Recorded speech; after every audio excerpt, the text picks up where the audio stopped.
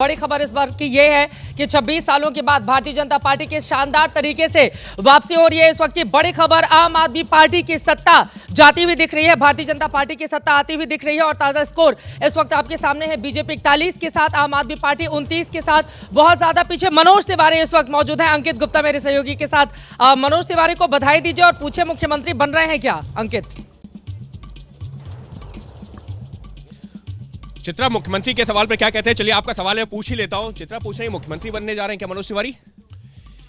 Bharatiya Janata party का मुख्यमंत्री बनने जा रहा है और दिल्ली की जनता ने अपना आशीर्वाद दिया है, वो दिख रहा है। और ये ट्रेंड बहुत बड़ी जिम्मेदारी दे रहा है भारतीय जनता पार्टी को।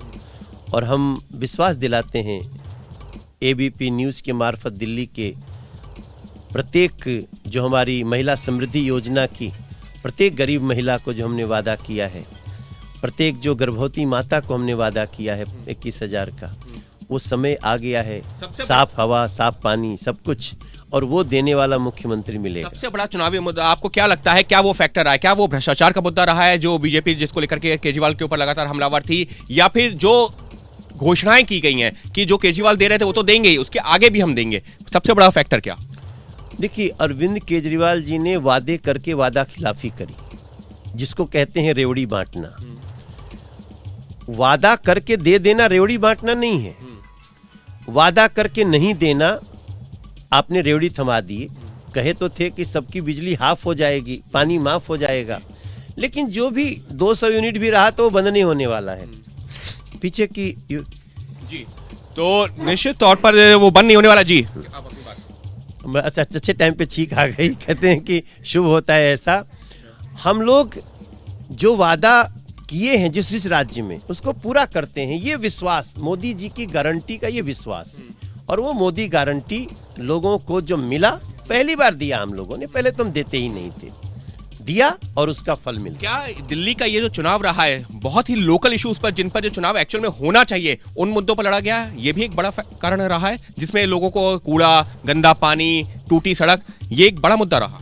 हाँ, ये देखिए, हम कभी भी लोकल मुद्दों से दूर नहीं भागते, और जो अकर्मण्यता और उदासीनता अरविंद केजरीवाल की सरकार ने दिखाया 10-11 साल में, लोग बिल्कुल टूट गए। अभी अरविंद केजरीवाल भी चुनाव हार रहे हैं। हाँ, थोड़ा पीछे हो गए छठे राउंड के बाद में। हाँ, और वो फाइनली, मुझे पूरा विश्वास है कि वो हार जाएंगे, और उन्हें हारना चाहिए चुनाव, क्योंकि दिल्ली की जनता को, झुग्गी को पक्का घर देने की बजाय अपना शीश महल, दिल्ली को लोगों को साफ पानी देने की बजाय शराब का व्यापार, एक पर एक फ्री, कौन टॉलरेट करेगा? लेकिन इस सबके बीच में उन्होंने आरोप तो ये भी लगा दिया ना कि चुनाव आयोग जो है आंख बंद करके बैठा है। उन्होंने तो धृतराष्ट्र और दुर्योधन, वो कुंभकर्ण, ऐसे शब्दों का इस्तेमाल कर लिया। बीजेपी के लिए कहा वो तो पैसे बांट रहे हैं खुलेआम, चुनाव आयोग कुछ कर नहीं रहा।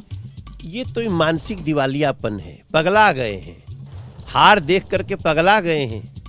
अब जब व्यक्ति पगला जाता है ना, तो उसके किसी शब्द पे आप बहुत डिस्कशन मत करिए। चुनाव आयोग पे बार बार ये लोग छींटाकशी करते हैं, और मुझे लगता है कि चुनाव आयोग को ऐसा 3-3 बार मुख्यमंत्री पद पे रहे व्यक्ति अगर उसी ईवीएम से जीते थे, अगर ये हार पे चुनाव आयोग को ऐसे शब्द बोलते हैं, तो इस पार्टी की वैधता ही रद्द कर देनी चाहिए। सबके बीच में इंडिया गठबंधन भी बना था। ओमर अब्दुल्ला हैं जम्मू कश्मीर के मुख्यमंत्री, वो कह रहे हैं और लड़ लो।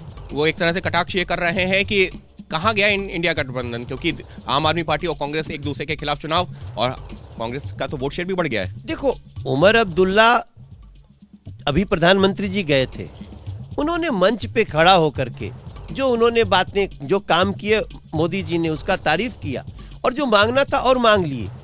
ये अरविंद केजरीवाल सीखे होते ना, तो अरविंद केजरीवाल आज एक सम्मानित व्यक्ति होते। आज के डेट में अरविंद केजरीवाल को जनता हेट करती है, नफरत करती है उनको। बस एक सवाल का जवाब और दे दीजिए, मुख्यमंत्री का चेहरा वैसे होगा कौन? कुछ चर्चा तो हुई होगी ना, बहुत सारे जो है लोग चुनाव मैदान में हैं। प्रवेश अगर जो है केजरीवाल को हराते हैं, क्या वो जायंट किलर वो हो सकते हैं?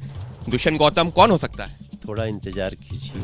चित्रा, आपका तो कोई सवाल नहीं है? मनोज जी मेरा हमारे साथ यही में सवाल हैं है, अभी। आपने ये जो गेंद फेंकी है ना, वो कैसे बोल सकते हैं? खुद मनोज तिवारी उस दौड़ में सबसे आगे खड़े हैं। देखिए, जब बीजेपी ने अपने 7 में से 6 सांसदों का टिकट काटा था, एकमात्र मनोज तिवारी थे जिनके ऊपर भरोसा जताया गया था। तो रेस में सबसे आगे वही हैं, वो कहने से क्यों हिचक रहे हैं?